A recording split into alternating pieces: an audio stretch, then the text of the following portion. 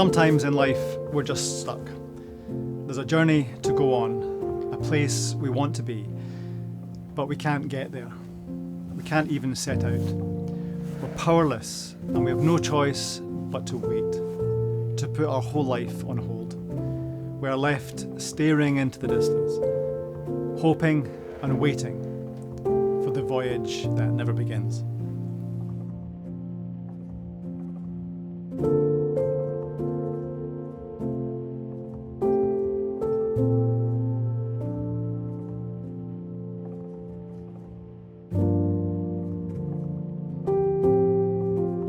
It's hard to be patient.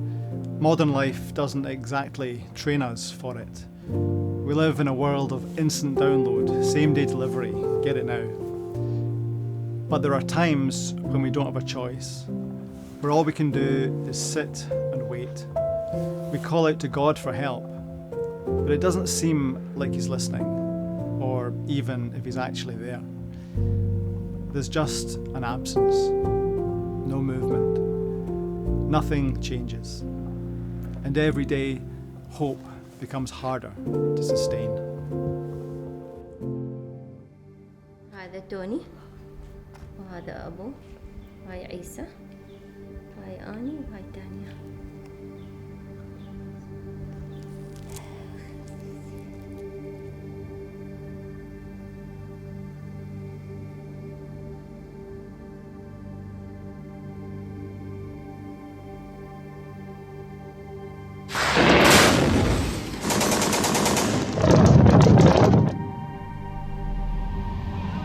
قلت له لتوني، قال لي ماما شلون؟ قلت له يا تعال اسمع. انا اسمع لي يصيحون هالقرفه صارت لنا، ليش نسوي؟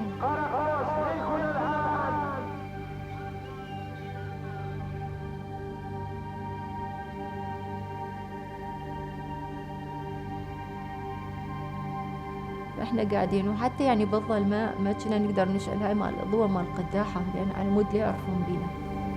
هي هاي كانت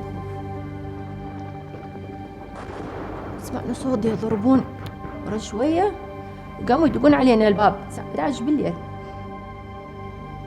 هم كسروا الباب دخلوا، توني رأسا حبيبي سووا لهم هيك، قالوا بسم الرب أمان، قالوا له بسم الرب أمان.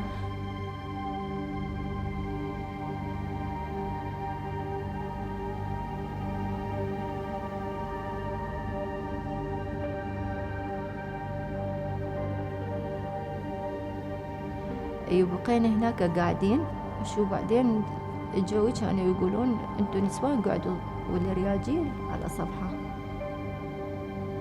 قمت قلت له عافية الله يخليك، بس يعني ولدي وزوجي. شو هذا؟ طلع المسدس حطه على راسي، كان يقول لي تسكتين لو اضربك طلقة براسك.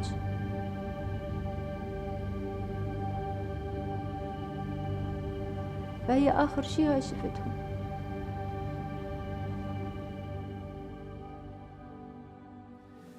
Sana still doesn't know what happened to her husband and her sons.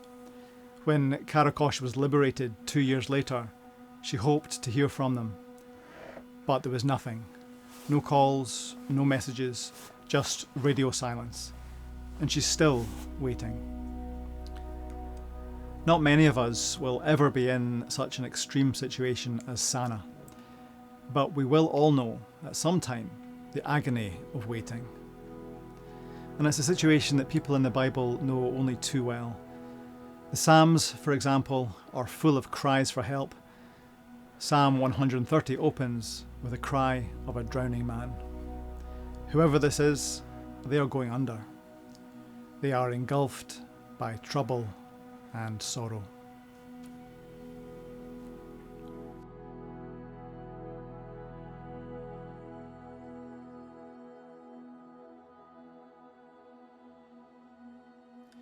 The ancient Israelites were not a seagoing people. For them, the sea was a symbol of all that was uncertain and unknown. It was associated with chaos and disorder, a place where you were literally out of your depth. Adrift in a sea of troubles, the writer knows that only God can rescue him, which would be okay, only God doesn't seem to be there. Later, the metaphor changes. Now it's a sea of darkness that surrounds him, a dark, sleepless night filled with threat and fear.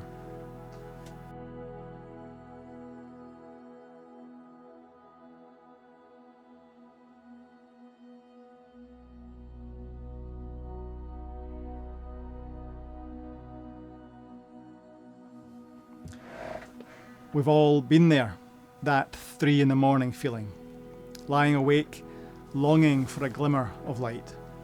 You call out to God, but you wonder if you are fooling yourself. You wonder if God is actually listening. Like the writer of this psalm, you wonder when he is going to turn up. But that's the thing.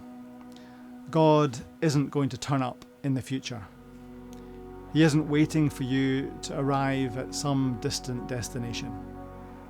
He's already here. He's with you in the waiting. In Psalm 139, the psalmist says, "Where can I go from your spirit? Where can I flee from your presence? If I go up to the heavens, you are there. If I make my bed in the depths, you are there." It's not possible for God to be absent from our lives. It's certainly possible for us not to recognize his presence, but he is always there. Nothing can separate us from his love.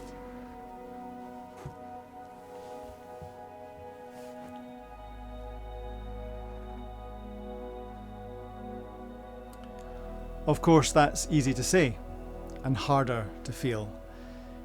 In the times of waiting, it can be hard to sense God's presence alongside you. That's where companions come in, fellow travellers. As we are present with people, listening to them, praying with them, just being there for them, that is one of the ways we help them recognise God's presence. It's an amazing and humbling truth. Sometimes God shows up in the guise of you and me. Certainly, that's what happened with Sana. For a long time, Sana kept her story secret. She locked the pain and uncertainty deep inside her. It was too painful to talk about. It was only the presence of others which helped her to open up and talk about it. It gave her hope.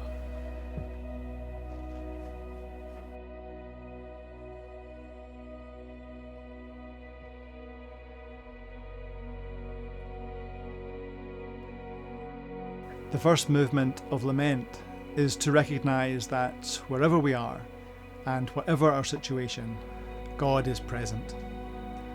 We can help each other to recognise that presence and give to one another the patience to hold on. We've not been abandoned or forgotten. God is on board. And there will be a point when we can set out and a new journey can begin.